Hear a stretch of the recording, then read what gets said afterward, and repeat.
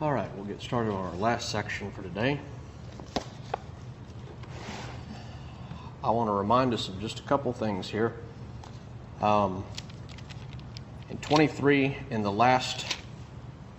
22, that final parable, the parable of the wedding feast, it's broken into two parts. What are the parts, Jacob? Parable of the wedding feast and which? Parable of the wedding feast is found in Mathhew 22, verses 1 through 14. It's broken into two parts. What's being depicted in the two parts? First is the Old Testament before Jesus came, because signifying how the servants were the prophets. They were out spreading news of the marriage, which is between Christ and the church. Okay, so you have the destruction of the Jews pictured in the first half for having rejected the Son and the invitation to the wedding feast. What's happened in the second one, Josiah? Afterwards, when the guest came without The wedding garment. Okay, who's he represent? those who are called to obey all the way. Yeah, this is a non-compliant Christian, so to speak. So you have the judgment of the Jews in the first one and the judgment of the church in the second one. And it's a progression. It goes from first you have the judgment of the Jews, and then later on at some point you're going to have the judgment of the church. Okay? In Mathhew 24, verse 1 down through verse 25 is a graphic depiction of the destruction of Jerusalem.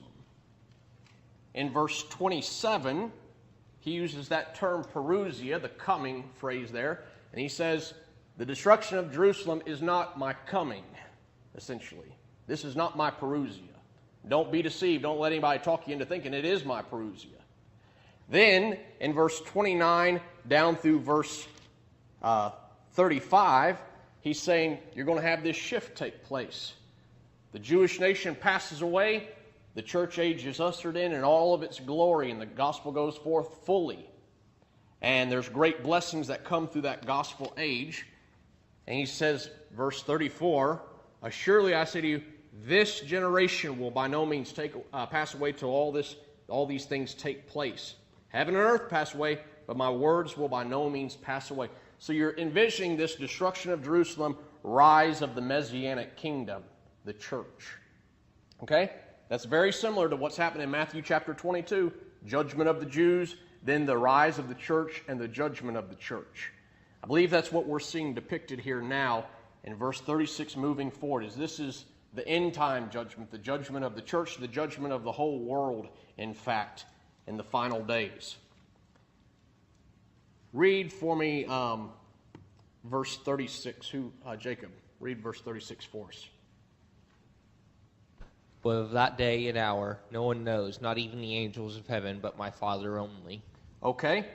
After he says, heaven and earth will pass away, but my words will not pass away, he says, but of that day. Okay? The word but there is a transition. It's a conjunction that is used to signal a transition. He's transitioning now from one subject to the next. In verse 34, notice it says, surely I say to you, this generation will by no means take away till these things take place. These things, all these signs, all this that I've described to you, look out for these things. He's spoken of those days, these things. Okay? He goes from talking about these things to that day. From talking about things that you can know to a day that you cannot know about. There's a transition that's taking place here in subjects. He changes, and you need to note, he changes from speaking of a plurality of days to look out for, and a plurality of signs to look out for, to speaking of a single day without any sign, without any warning. Okay? This is important. He says, but of that day and hour no one knows, not even the angel of heaven, but my Father only. There's going to be a single day, and there's going to be a single moment within that single day. No man knows about. No man can know about. When people start telling you about this day, You know that they're lying to you because they do not know. No man knows. At this time, Jesus didn't even know. Only the Father in heaven knew when this day was going to take place. Nobody knows. Now, if this is speaking of the destruction of Jerusalem, as some claim, why would he start speaking this way? He's given them all kinds of signs. He's spoken to them of the days leading up to the destruction, what's going to happen at the end of the destruction, how long it's going to last, all these things he's talked about. And now he's saying, oh, you don't know when it is. You can never know when that is. That doesn't make sense. I think the explanation is that there's a transition taking place here in verse 36. We'll talk more about this as we go along. Look at verse 37. Read verse 37, Josiah. But as the days of Noah were, so shall also the coming of the Son of Man be. So shall the what? The coming of the Son of Man be. The coming of the Son of Man. Where have we read about the coming, Evan?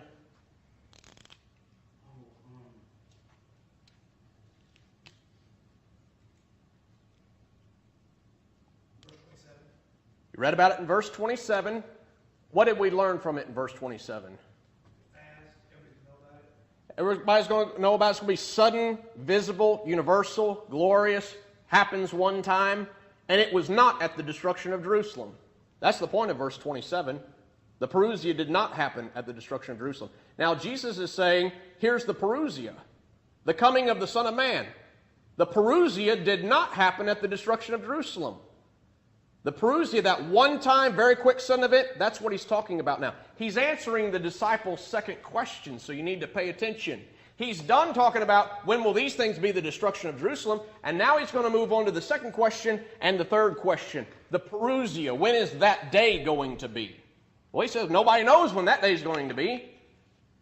He's contrasting the days of the destruction of Jerusalem. Here's all the signs. The days of the destruction of the world, no sign given to that one. See, I've told you beforehand. Okay? He says that these days, that day, but as the days of Noah were, so also will the coming of the Son of Man be. Now that ought to raise a question in your mind. What about the days of Noah? What happened? What were the days of Noah like? If we can understand the days of Noah, we can understand more about what that day is going to be like. Nehemiah, read for us verse 38. Days before the flood, they were eating and drinking, marrying and giving in marriage until the day that Noah entered the ark. Okay. Does that sound like the days leading up to the final day of Jerusalem's destruction? People marrying and giving in marriage and eating food and partying and having a good time? Does that look like the picture we just saw of the destruction of Jerusalem? Absolutely not. This is radically different. This is just life as normal. You know, we've been having a good time today. We had a good meal today. My wife had to plan at the beginning of the week how she was going to cook all the meals and what we were going to have for lunch throughout this study. You may be thinking about, well, I got to go to a wedding down the road here. You know, there's going to be a lot of good things coming along. Coincidentally, for what it's worth, you know, Jeremiah never got married. He was a single man all of his life, and God told him not to get married because he was to depict by his very lifestyle impending disaster. He didn't go to weddings and he didn't go to funerals because he's saying we have no time to rejoice or to mourn for people that are dead. We should be mourning about the nation that is dying. There was no feasting and there was no rejoicing and life as usual for Jeremiah. Yet in the days of Noah, everything's going well. No one knew what was going to happen until the day God told them to get into the ark. Not even Noah knew whenever the destruction was coming on. Now God told him, get ready, I'm going to destroy the world with the flood. But he never told him the day nor the hour that was going to take place.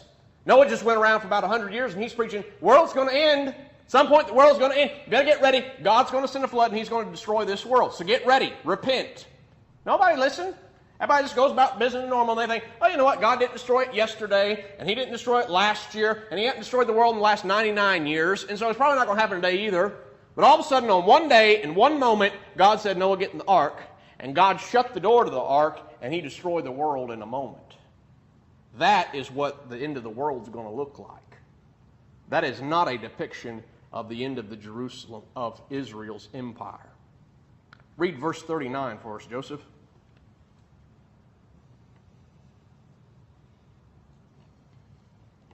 And did not know until the flood came and took them all away, so also will the coming of the Son of Man be. Okay, who got taken away, Joseph? The wicked men. The wicked men were the ones taken. That's important, and you ought to underline the word taken or took, because it's going to be used 3 times here in just rapid succession. The ones that were taken were the ones who were lost in sin. Okay? So also will the coming of the Son of Man be. What's that word coming there? Josiah? Parousia. This is what the parousia is going to be like. When he shows up, it's going to happen one time, it's going to happen sudden, it's going to take everybody by surprise. The wicked are going to be taken in that day. Okay? Verse 40. Read verses 40 and 41. Then shall 2 be in the field, the one shall be taken and the other left. 2 women shall be grinding at the mill, one shall be taken and the other left. Okay? You got 2 men working out in the field, normal day. They just went to work like normal. One of them gets taken. Who's getting taken? Who got took in the last verse? Huh? The evil men. There's 2 women that are grinding. One gets taken, the other one gets left. Which one of the women got taken? The evil woman got taken. Both men and women will be taken in the judgment that's coming. It's not going to be just based upon gender. Only the righteous are going to remain. It's going to be both individually and personally in that final day. Look at verse 42. Read verse 42.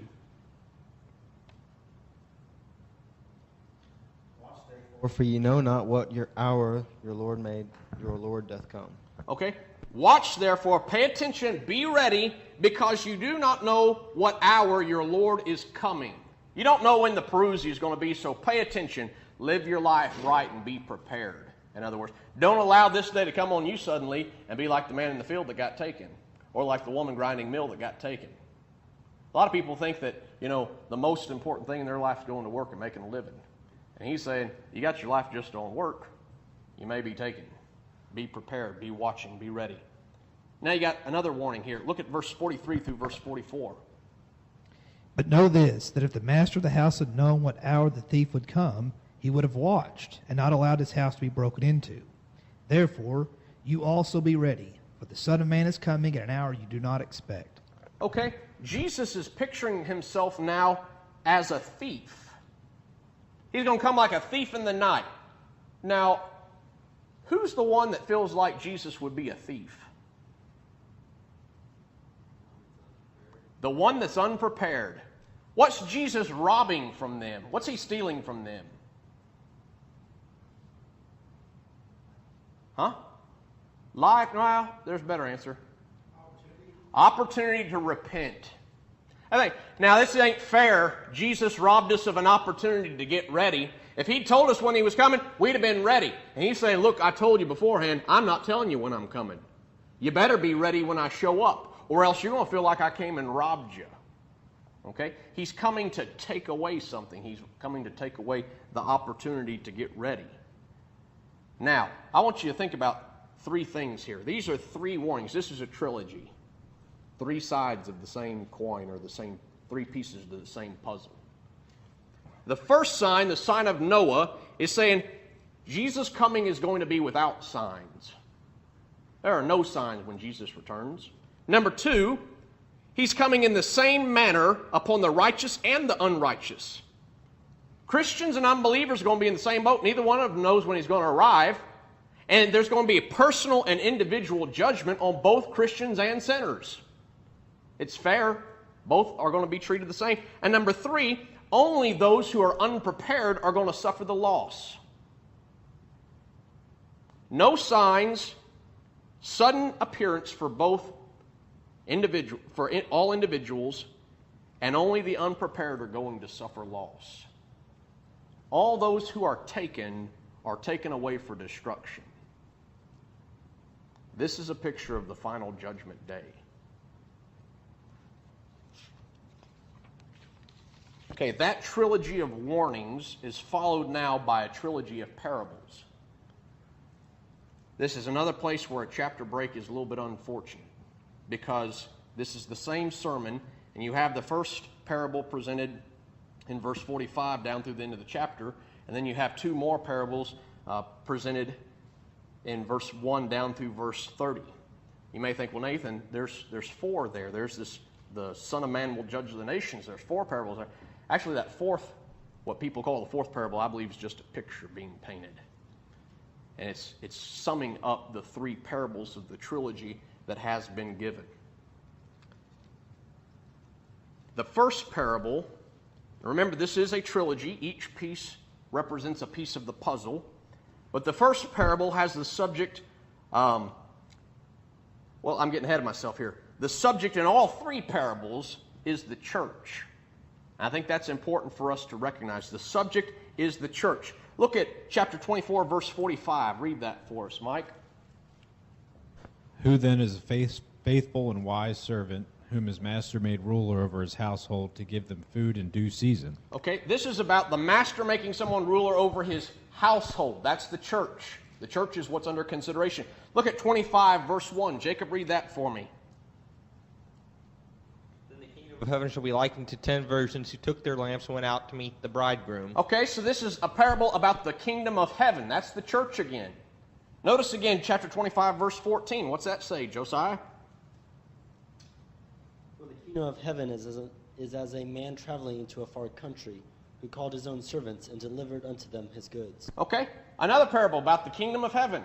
All three of these parables are about the kingdom of heaven. This is about the church. And what's being depicted here is the church, not Israel, the church. Okay? The other thing that all three of these parables have in common is that there is a delayed return. And the delayed return affects the church, either positively or negatively. Usually negatively is what's in light. Look at chapter 24, verse 48, Nehemiah.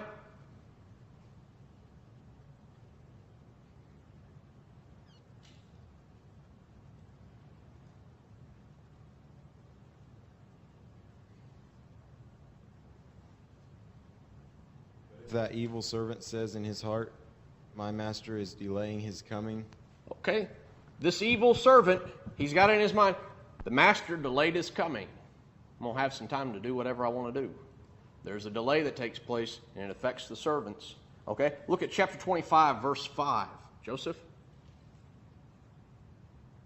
But while the bridegroom delayed, they all slumbered and slept. Okay, there's some delay taking place, and it's affecting the party of the bridegroom. Look at chapter 25, verse 19. After a long time, the Lord of those servants cometh and reckoneth with them.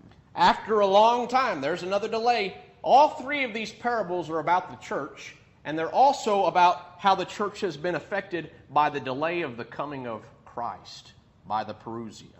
Okay? The first parable here, the faithful servant and the evil servant. The parable of the faithful and the evil servants. I believe this passage is depicting the church's obligation. Okay, church obligation. Let's read this parable together. Verse 45 through 51, Cody. Then is a faithful and wise servant, whom his Lord hath made ruler over his household, to give them meat in due season. Blessed is that servant whom his Lord, when he cometh, shall find so doing. Verily I say unto you, that he shall make him ruler over all his goods.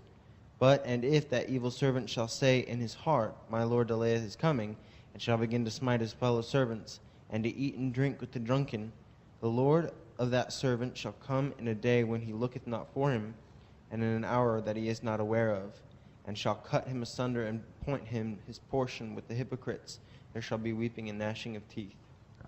Okay? Think about what's being described here. Christianity is about servitude. God's placed us within the kingdom. He's appointed us as servants within the kingdom. What an awesome privilege that has been. You know, there's been other people who have had the privilege of servitude. Who was that? That's the first Israel. They had an opportunity to serve, and they blew it. They forgot all the blessings and the privileges that came to them as servants. They blew it. And so we've just seen they got destroyed. Now he's talking about the church, and he's saying we're servants in the church. Take note that you don't blow it as servants and wind up in the same place that Israel was. That's the message he's wanting to get across to us. Notice what it says there in verse 51. And he will cut him in two and appoint him his portion with the hypocrites. Now whoever this is, they're being appointed a position with the hypocrites. They are not the hypocrites. Who are the hypocrites? The Pharisees. Yeah, we just had, woe to you, scribes, Pharisees, hypocrites. 8 times he said that. And he pronounces that curse upon Israel. He's saying, now, if you become a wicked, lazy servant, God's going to do to that servant the same thing he did to the first servants, and he's going to destroy them. This is the church. This is not Israel being depicted in their destruction. One like the hypocrites. They are not the hypocrites. This passage reminds me of Philippians chapter 3, verse 17 through 21. Read that for us. Jared, I think it's your turn. Philippians 3, 17 through 21.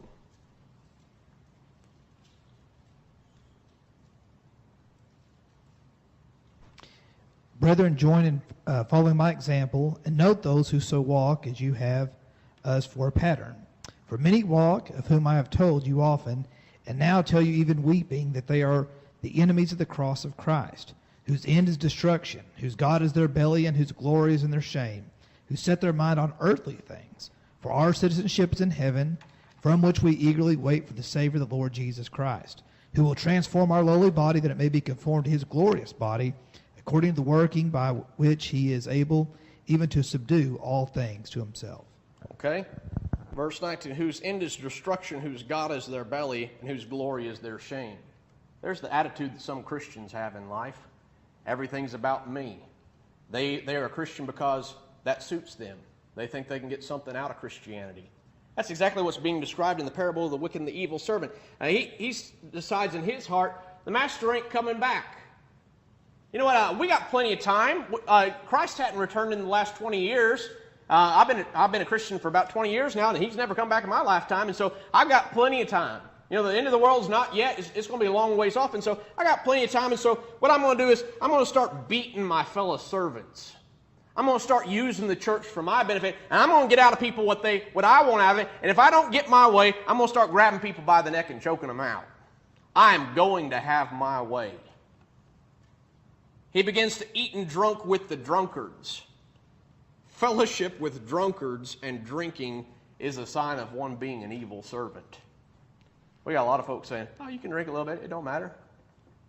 That's the attitude of someone who's thinking about the delay of the coming. He's warning people the church needs to be concerned about how its members are serving one another. We are servants. We serve the master and we serve one another. And we need to be concerned about both relationships and how we're helping one another rather than trying to have our way and choke out the life that's in the church. Be aware that the Lord is coming back, and one day we're all going to have to stand before God in judgment, individually, and face judgment for how we've treated the kingdom. We have an obligation to work with and to help all of God's children within the church. I think that's something we need to reflect upon. This wicked servant was surprised by the Lord's return. Should he be surprised, Josiah? Should he be shocked when the Lord comes back? He delayed, that's right, but should he be surprised that one day he quit delaying? No, he knew. The Lord told him, I'm coming back one day, and it's his fault for just saying, oh, the Lord ain't coming back. No, the Lord's coming back. And he warned him. There's going to be a lot of people on the day of judgment. And this passage is teaching, in the day of judgment, there are going to be a lot of people in the church that are shocked when the Lord comes back. They're not going to be ready because they had this idea of delay. He has presented a place with the hypocrites. And what's the last phrase there in verse 51? Weeping and gnashing of teeth. What's that talking about? Hell. This is final day judgment destruction. This is not the destruction of Jerusalem. He is judging all people. Okay? I got a question about that. Yeah. Is this weeping and gnashing, do you know is, I've read that the gnashing of teeth means people that are angry. And they're like when Stephen was being put to death, those that were stoning him were grinding their teeth in rage toward him. So is this describing people that are in hell and they're angry with God and they're gnashing their teeth in anger, or is it people that are gnashing their teeth in great pain? I think there's two things being described here. You got some people that are weeping and crying because they knew they blew it and they got what they deserved and they're sad. But you got other people that are gnashing their teeth in anger because in anger. That's how I've understood it to be. I think there's two like a double-sided coin being depicted. You got weeping and gnashing of teeth. There's going to be people in judgment that are sad because they knew it. They were a Christian. They were a Christian for 50 years. And the Lord's return surprised them. And they're sad about that. And they're upset with themselves. And they got all eternity to weep about that. And there's going to be others who get angry at God. They were angry at God in this life, and they're angry for all of eternity. All right, so we got the parable of servanthood and obligation to the kingdom. The second parable, the wise and the foolish virgins. Let's read this one together. Whose turn is it? Is it Mike? Read the whole parable down to verse 13. Then the kingdom of heaven shall be likened to 10 virgins who took their lamps and went out to meet the bridegroom. Now 5 of them were wise and 5 were foolish. Those who were foolish took their lamps and took no oil with them, but the wise took oil in their vessels with their lamps. But while the bridegroom was delayed, they all slumbered and slept. And at midnight a cry was heard, Behold, the bridegroom is coming, go out to meet him. Then all those virgins arose and trimmed their lamps, and the foolish said to the wise, Give us some of your oil, for our lamps are going out. But the wise answered, saying, No, lest there should not be enough for us and you. But go rather to those who sell and buy for yourselves. And while they went to buy, the bridegroom came, and those who were ready went in with him to the wedding, and the door was shut. Afterward the other virgins came also, saying, Lord, Lord, open to us. But he answered and said, Assuredly I say to you, I do not know you. Watch therefore, for you know neither the day nor the hour in which the Son of Man is coming. Okay? There are 10 wise and there are 5 wise and 5 foolish virgins here. Okay? The 5 foolish virgins. Was God unfair with them in his return? No more so than he was with the 10 that were prepared. What made the foolish virgins foolish is that they were not prepared. They had opportunity. They knew, just like the wise ones, that he was coming back. They just chose not to make enough provision for his return. This is depicting the individual obligation of being prepared for the Lord's return. Every individual Christian has to get ready for the arrival of the King. I can't do it for you. You can't do it for me. You can't do it for your kids. My parents can't do it for me. Every single Christian has a personal obligation and responsibility to get ready for the return of the Messiah. He's coming back. He's told everybody. And when he returns, the burden is on us. Are we going to be ready, or are we going to be surprised at his return? You have these 5 foolish virgins. They realize he's getting closer. They think maybe he's getting closer. At least their lamps burn out, and they thought, I need to go get some more oil before he returns. They're wanting to borrow some from the other people. And the point of the parable is, you don't get to borrow it from anybody. It don't matter if your grandma was a real good woman who served in the church all her life. That was good for her. You don't get to go on her coattails, in other words. It's an individual obligation for preparedness. There's, I think, at least 4 lessons. We could spend a lot of time here.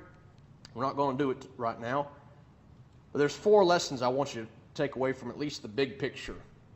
Number 1, no one can rely on somebody else's preparedness.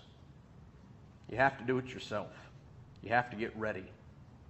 Number 2, once the door shuts, as they say on the train, the doors are closing and will not reopen. The door gets shut by the master, and you can stand outside the door all you want, and you can beg and you can scream, but the door is shut, and it will not reopen. Number 3, this passage, I believe, is echoing Mathhew chapter 7, verse 22 and 23. What do we read over there? Jacob, it's your turn. Mathhew chapter 7, verse 22 through 23. He will say to me in that day, Lord, Lord, have we not prophesied in your name, cast out demons in your name, and done many wonders in your name? Okay, here's some people that say, Lord, Lord, we knew you. These are the 5 foolish virgins. They can truthfully claim that. Lord, we didn't know you. We were members of the kingdom. We just weren't ready. You kind of caught us unprepared. We weren't ready for your dinner visit. And he's saying, look, I never knew you. Depart from me, you workers of iniquity. These people have cast out demons in the name of the Lord, yet he rejects them.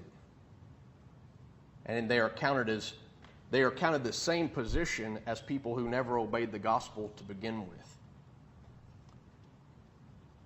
I want to also notice that this is the 3rd time in this little section of verses that Mathhew has commanded the people to watch. He's really boring that point home. Watch therefore, for you know neither the day nor the hour in which the Son of Man is coming. Here's a little side note I want to make. Neither the day nor the hour in which the Son of Man is coming. This links verse 13 back to chapter 24, verse 36. The day nor the hour. Verse 36, but of that day and hour no one knows, not even the angels of heaven, but my Father only. Here's the point. If you're going to take verse 36 to be a reference to the destruction of Jerusalem, you got to take verse 13 of chapter 25 to be about the destruction of Jerusalem. You can't go separating these chapters where you want to. You can look at chapter 25 and you start taking the parable of the foolish virgin. Now, that looks like the end of the world. Yeah, pretty clear. The parable of the town. Yeah, that looks like the end of the world. Son of Man judging all the nations. That definitely looks like the end of the world. But now I want verse 36 to be the destruction of Jerusalem. It don't work like that. He's using language and he's tying it all together. And the picture begins in verse 36 and it goes through 25, whether you like it or not. And what we end up doing is we come up with a theory, and then we have to take passages that are clearly talking about the end of the world, and we have to shove it through the meat grinder to get it packed in the sausage tube. It don't work.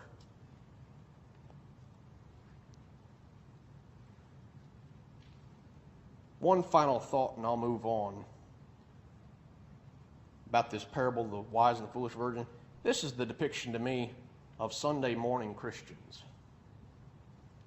They have enough oil in their lamp to get them there on Sunday morning, but they run out by the time Sunday afternoon service gets there, and they don't have any during the midweek to get there either. They have enough oil supply for one time a week. Where is our oil supply? What is our level of oil supply? And what are we doing?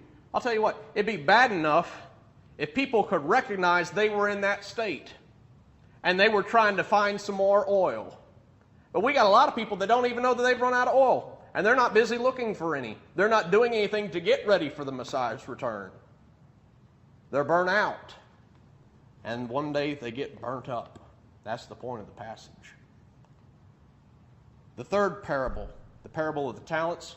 Dad's talked about this a good bit today, and so we'll keep our remarks brief, but I want us to go ahead and read it through in its entirety. Is it your turn, Josiah? Read it for us, verse 14 all the way down through verse 30. For the kingdom of heaven is as a man traveling into a far country, who called his own servants and delivered unto them his goods. And unto one he gave 5 talents, to another 2, and to another 1, to every man according to his several ability, and straightway took his journey.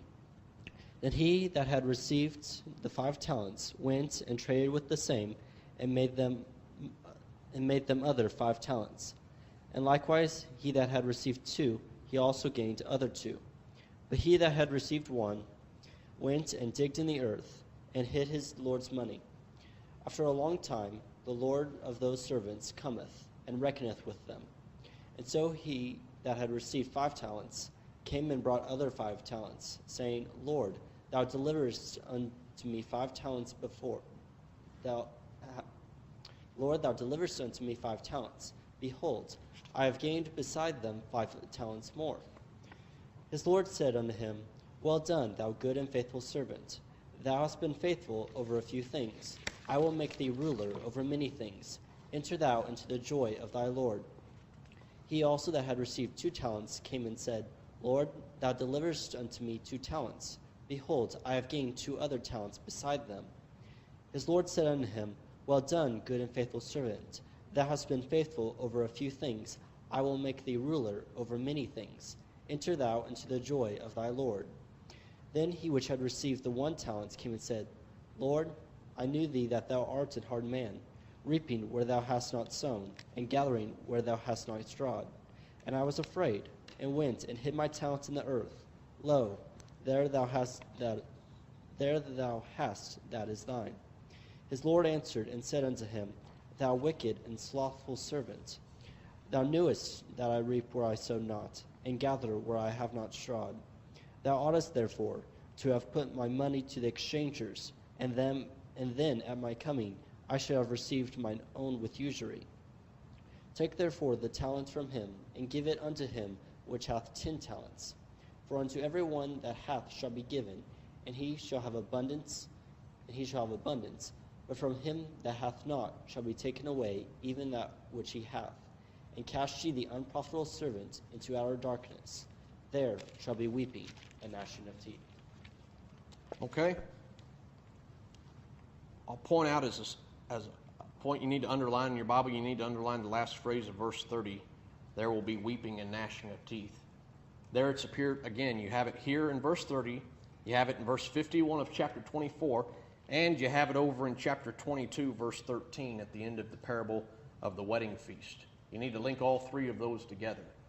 They're all 3 talking about the same thing, and it's final day destruction of the people. Now, as Dad pointed out, you have a distribution of talents, which is a piece of money based on the abilities of mankind.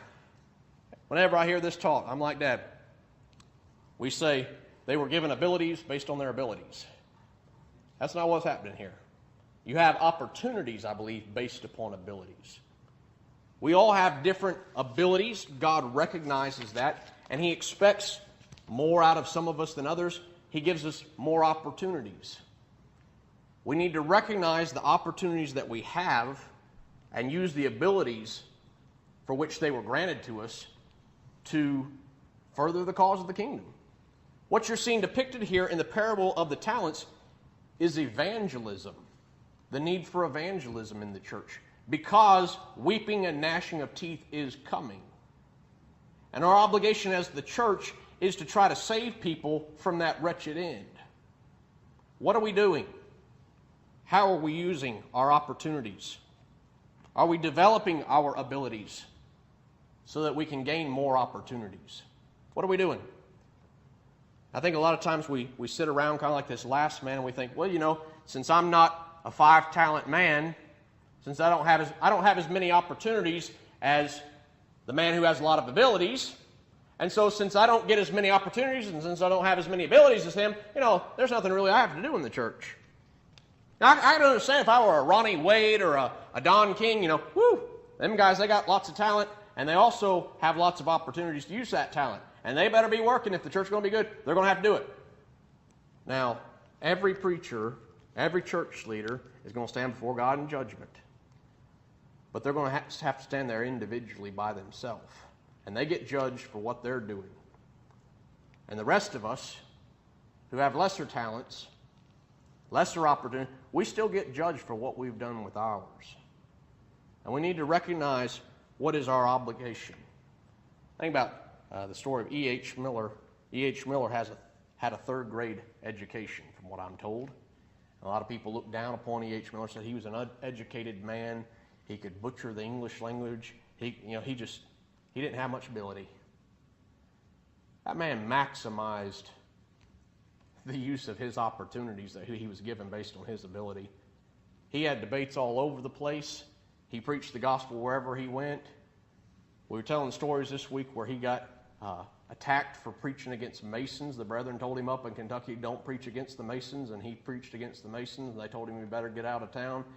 He wasn't afraid to teach the gospel, the truth, anywhere. And with what people considered a lack of ability, he created tons of opportunities and used them for God's glory. what I find a lot of times happening is we focus on how educated is a person. And we think you got to be really educated, and you have to be really smart, and you have to be really eloquent if you're going to preach the gospel. And if you're not that, you don't get to preach the gospel to anybody. Nobody's going to listen to you. And we start looking at the world around us, and we look at the denominations. They got big wig preachers, big televangelist preachers that can talk smooth things. And we think, if we're going to appeal to the world, we're going to have to get somebody like that. And if we don't get somebody like that, well, you're not going to do any good. That's not the picture that's painted here in the parable of the talents. God expects every single member to be evangelizing. Everybody can evangelize somebody. Mothers can evangelize their children. Grandmothers can evangelize their grandchildren. Everybody has neighbors that they can talk to. Everybody has co-workers that they can talk to. Everybody has a child who has a friend. Hopefully every child has a friend. Talk to that friend. We have family members. We have aunts, uncles, cousins, brothers, sisters, mothers, fathers. We've got all kinds of people in our life, a lot of which are not saved. How do we take advantage of the opportunity? We have the mentality of counseling, the counseling profession. I have a degree in counseling, and all through getting my degree, they would pound it in your head. Do no harm. Do no harm. And who cares if you didn't do much good? I guess they do care about that, but they're more concerned about doing no harm. Be careful, don't do any harm. I think we get that mentality pounded into our heads. And the mentality is, don't offend anybody. Don't run anybody off. Make sure before you present the gospel to someone that you have it packaged up in a perfect package that is irresistible. And if you haven't found that yet, don't say anything about it because you're going to end up running somebody off. Whatever happened to just talking about the Bible to people? Talking to everybody about the Bible and trying to evangelize anybody that's willing to listen. If we want our churches to grow, the kingdom to grow, everybody's going to have to get involved. Not just the work of the evangelist. He has a responsibility in evangelizing. Not just the obligation of the church leaders. It's the obligation of every single member. Personal responsibility in evangelism. And don't miss the point. People think God's delayed. We got more time. I'll get to it next week. I'll get to it next month. I'm going to take this job, and I realize I'm going to be out of commission with this job for a couple of years, but one day in the future, I'll get to a spot where I can get back to evangelizing. We have to take advantage of the opportunities as they present themselves. Now I want to recap, and then we'll go into the final section there.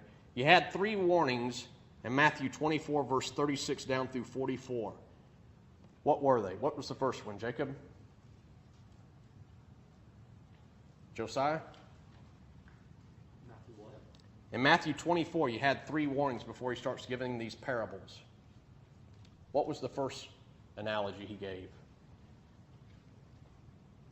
Nehemiah?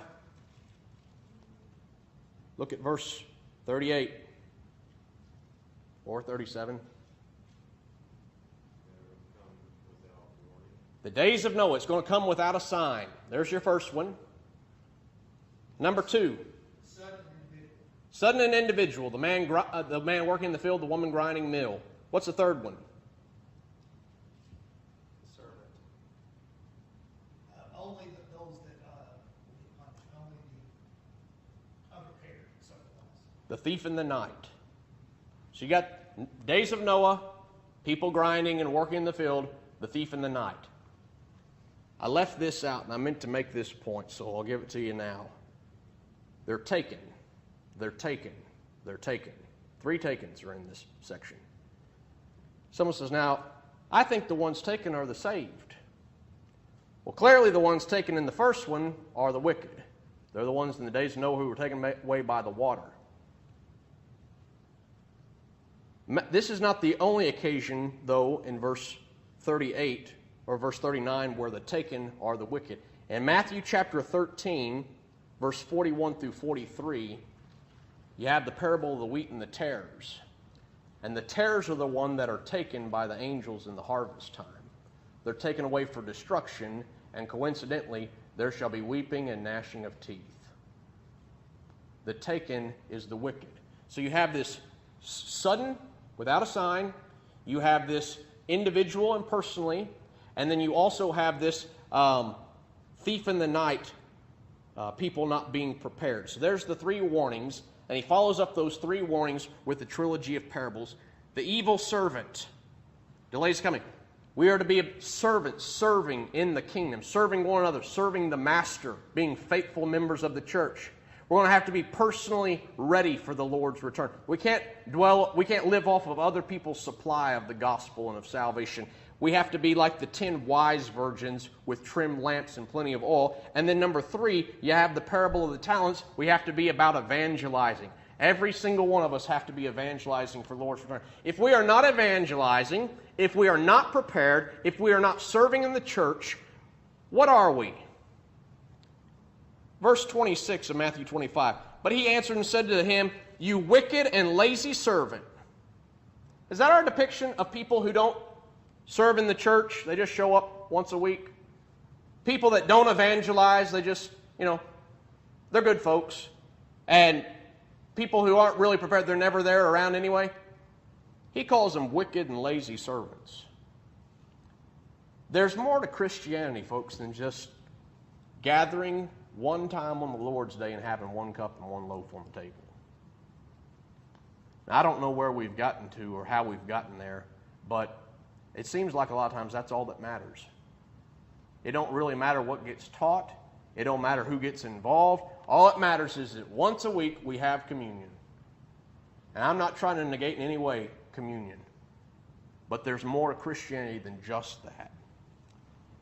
Now in verse 31 through verse 46, we have a picture that is painted of the final day of judgment. We've had 3 warnings about it. We've had 3 parables about it. Now we have the big, broad picture that's painted. Whose turn to read? Nehemiah? I think people are pointing fingers at you. Read for us 31 down through the end of the chapter. The Son of Man comes in Okay, hold it. There's the coming, the Perusia. When the Son of Man comes, keep going. in his glory, and all the holy angels with him. Then he will sit on the throne of his glory. All the nations will be gathered before him, and he will separate them one from another, as a shepherd divides his sheep from the goats. And he will set the sheep on his right hand, but the goats on the left. Then the king will say to those on his right hand, "Come, you blessed of my Father, inherit the kingdom prepared for you from the foundation of the world. For I was hungry, and you gave me food. I was thirsty, and you gave me drink. I was a stranger, and you took me in. I was naked, and you clothed me. I was sick, and you visited me. I was in prison, and you came to me." Then the righteous will answer him, saying, "Lord, when did we see you hungry and feed you, or thirsty and give you drink? When did we see you a stranger and take you in, or naked and clothe you? Or when did we see you sick or in prison and come to you?" And the king will answer and say to them, "Assuredly I say to you, insomuch as you did it to one of the least of these my brethren, you did it to me." Then he will also say to those on the left hand, "Depart from me, you cursed, into the everlasting fire prepared for the devil and his angels. For I was hungry, and you gave me no food. I was thirsty, and you gave me no drink. I was a stranger, and you did not take me in. Naked, and you did not clothe me. Sick and in prison, and you did not visit me." Then they also will answer him, saying, "Lord, when did we see you hungry, or thirsty, or a stranger, or naked, or sick, or in prison, and did not minister to you?" Then he will answer them, saying, "Assuredly I say to you, insomuch as you did not do it to one of the least of these, you did not do it to me." And these will go away into everlasting punishment, but the righteous into life, into eternal life. Okay, so here's the great scene at the end of time. All the nations are gathered together. The whole world's gathered together. They're split into 2 groups, the sheep and the goats, on the right hand and on the left. And the final judgment takes place. Now, a lot of people are saying today in the world, we don't know who are sheep and who are goats. We don't know who the saved are and who the lost are. There's a problem with that theory, because Jesus bases his final judgment on how you treated the sheep. And if we're going to be judged on how we treat the sheep, we better be able to recognize who the sheep are. Okay? So he gathers them together, and there's two things about this. Both the sheep and the goats, both the saved and the lost, they're both surprised at what's happened in the turn of events. Those who get to go in, they have that good attitude that we've been reading about in what chapter? The proper attitude. What was that verse? Luke 17:10. What's it say? We're unprofitable servants. How do we get to go into heaven? They're just shocked. And he says, well, don't you know? You fed me, you clothed me, you visited me, you took me in. They say, when did we do that? That's not an attitude of meritorious works. These are people that did what was their duty to do, but they don't feel like they got anything that they deserve. And he's saying, when you did it to one of the least of these, my brother, he's worried about how you treat the church. And final judgment is based upon a relationship to the church. You better be able to recognize the church and find out who you should be helping out and working with. Shows up in final day judgment. On the other hand, the people who are turned away, they're kind of shocked too.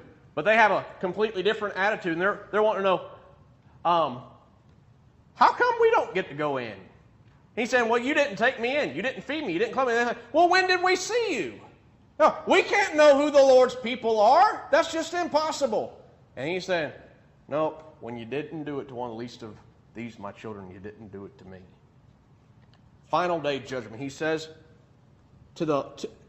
inasmuch as you did not do it to one of the least of these, you did not do it to me. You know what? We would do it to one of the more important ones of those. We might be willing to take the preacher home for dinner or to have the preacher to our house, even though we don't keep many preachers in our homes anymore. We generally put them up at a hotel. But, we would probably do it for someone great. If Paul showed up now, we'd put up Paul. But, having one of just the ordinary members from church over during the week and having some hospital, nah. When one of the regular members of church gets like, no, we're not going to go visit them. What's our obligation? He says, verse 46, and these will go away into everlasting punishment, but the righteous to eternal life. This same word is translated everlasting and eternal. And he's saying it's the same either way. Hell is just as much forever as heaven is. People want to teach the annihilation of hell. Hell ends in annihilation or it's going to fizzle out. If hell fizzles out, heaven does too. It's tied together. A final picture of final judgment. Clearly, this last section, verse 31 through verse 46, is talking about final day judgment. It's tied with all the other ones, all the other parables in 24 and 25, looking back to final day judgment. It's a package deal. There was a book written by one of our brethren entitled The Destruction of Jerusalem. And it did a good job of describing the historical events surrounding the destruction of Jerusalem. But the author taught that 24 and all of 25 talked about the destruction of Jerusalem. And that's pretty much the only book that most of our brethren have read about the destruction of Jerusalem. And so it's had a wide scope, and it's also had a big impact, I believe, on our brethren. And they haven't stopped to consider the implications of what all that means. We've had other brethren amongst us who take the 80-70 position. They try to cram all of this in for the sake of making it all happen with the destruction of Jerusalem and that being the final day judgment. That don't work. There's problems in both areas, but I just want to make you aware of that. And I hope that you'll recognize the division in verse 36. This is a transition state, and that you'll remember if you get nothing else, you'll remember these three questions. When will these things be? The destruction of Jerusalem. What is the sign of your coming? The parousia. And what about the end of the world? The parousia and the end of the world come together, but it's something we're still waiting for. No man knows the day nor the hour. It's going to come quickly and suddenly. It's going to surprise a lot of people, even those within the church. Any questions or comments? We're shut down. Any thoughts, Dad? Well, I don't remember you reading this passage. It just kind of helps me a little bit when I'm explaining Matthew chapter 24. I just wanted to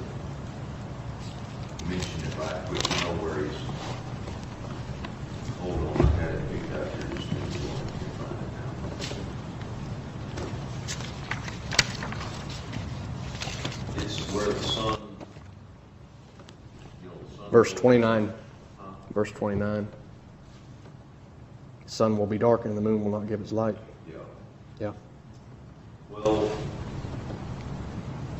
to me, a passage that helps there on that is Genesis chapter 37, I think it is, where Joseph had a dream, and the sun and the moon and 11 stars bowed down to him.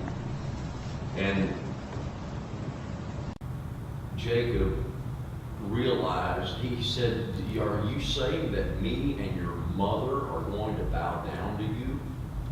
And he's kind of shocked. And he recognized that the sun, moon, and stars were symbols of authority. And so I think that we have Bible precedents there to later on when we read about stars, the moon, and the sun being darkened, we're seeing authorities in the nation. The patriarchs that are ruling over the nation are going to be snuffed out, and they won't have authority anymore. They're going to die. And I think that little passage there kind of helps me. That's a good passage. I thought about that. Well, it's 5 o'clock straight up. We will, when we stand up, we'll have Brother Jared dismiss us.